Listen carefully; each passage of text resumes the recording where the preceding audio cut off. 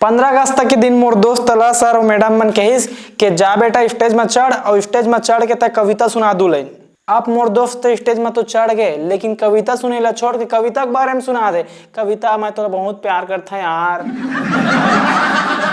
लेकिन तय मोला बिल्कुल नहीं करस यार, मोला मजा नहीं आया यार।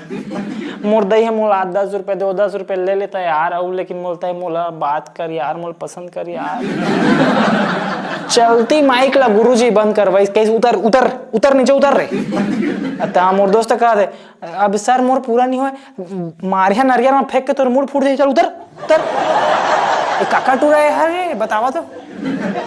तहाँ बगल के मैडम कहा दे सर ओला कविता ओकरे नहीं भेजना रही ऊपर, मैं जानत रहे कविता संग ओकर अफेयर चला तय तो चुप हो भाग जा रही से ओकर बात बताए रहते कविता के बारे में। मोला खतरनाक है मोर दोस्त था, दोस्त रहे तो असने कविता के बारे में तो कविता के पूरा निबंध बता।